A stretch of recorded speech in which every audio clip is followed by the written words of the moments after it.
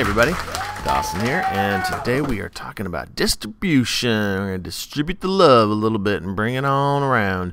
We're going to figure out what this law of distribution is, what it's that all about, and how can that help me with math.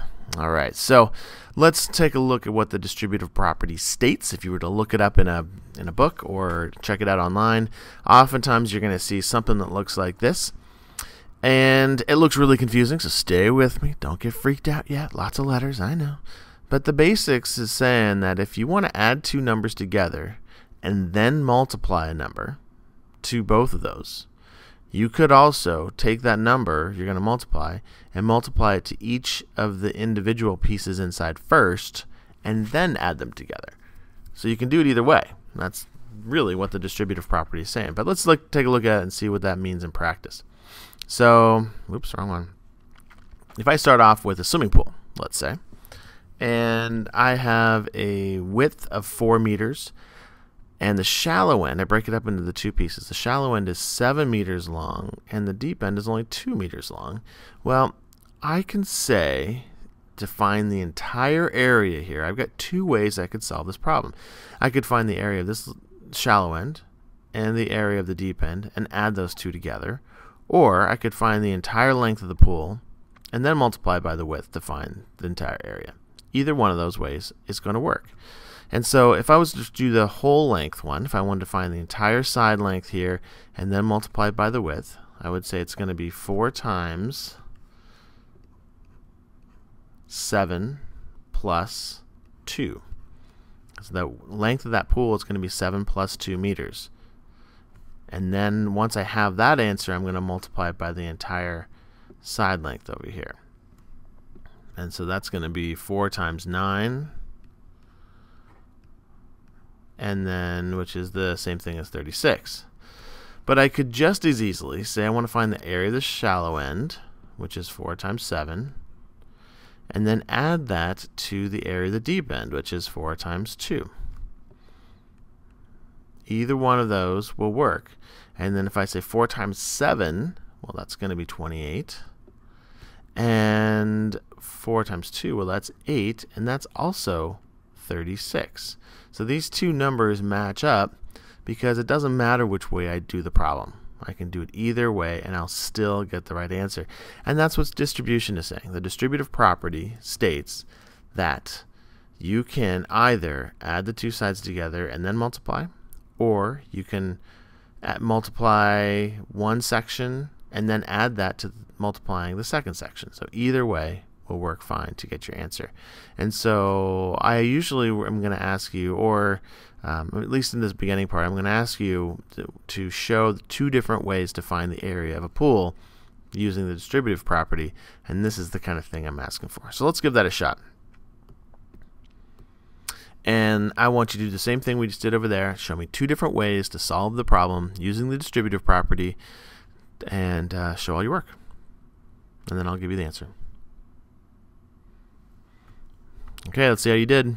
The first one, it doesn't actually matter which one you do it, which order you do it in. You could either way is fine. But one of the 2 methods is to say the width of the pool times the 2 side lengths added together.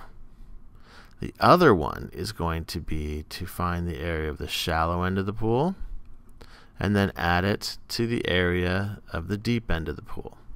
Either way, it will work. If we do the math on this part, then I'm going to move these over so I've got more space.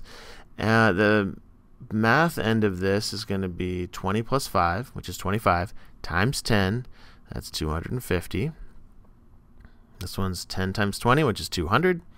10 times 5, which is 50. You add those two together, and in fact, you get not that. I'm not sure what that is, but you're going to get about 250, or not about, but exactly 250. So either way, it's going to get you the right answer. Nice. Now let's try one more here, and this one's going to look a little trickier to you because there's an x. Uh-oh. There's a variable in there. So go ahead and set this up. Show me the 2 different ways that you can do this problem, and then I'll tell you if you got the 2 forms right. All right, well, let's check it out. Again, the first one I'll do is the one where you add the two sides together. 8 times x plus 4. And the other one is 8 times x plus 8 times 4. Okay, well those are the two different ways, and that's great and all, but what's this x thing in here? And it doesn't help me very much. So let's give it a situation or a context that might make a little bit more sense. So if we, for example, knew that the pool had to be a certain area, and we wanted a width of 8, and the deep end we wanted it to be 4, then we could do some math to figure out what the side length of the deep end of the pool needs to be. So I'm just going to pick a random number out of the air and say that you need to have the area of the pool be 100 meters squared.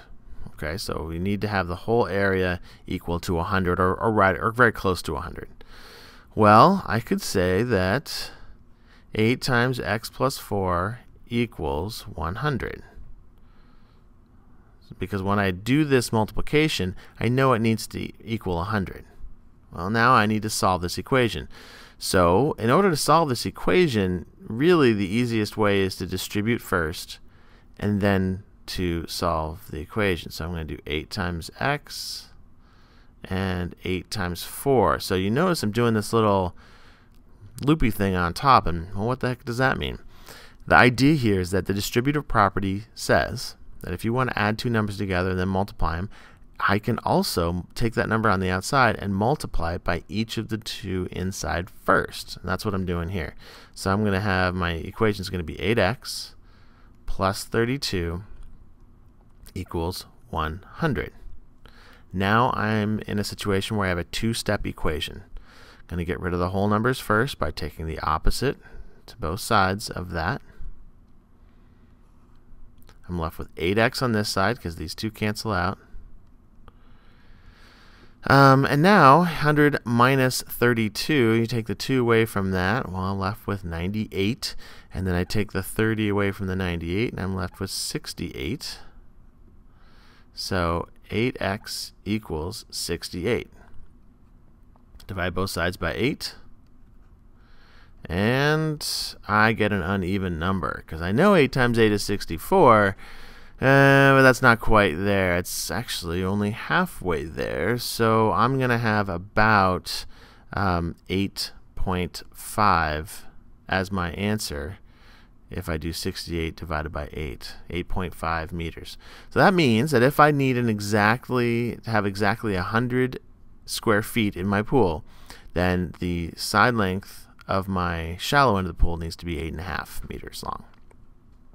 Okay, so that kind of shows you how you might use the distributive property to help solve equations, for example. So last but not least, let's take a look at this again. This is what we had at the very beginning, and the distributive property states that if you want to add two numbers together and then multiply by another number, you can also take that number on the outside and say that the area of this is a times x and the area of this is a times y. Let's make sure that comes out to be a y. And then I can just add those two together to find the total area. All right, that's the distributive property. Hopefully that helped you out a little bit and that you can make up some of your own pools and practice this a little bit on your own. All right, have a good one. I will see you in class. Take care.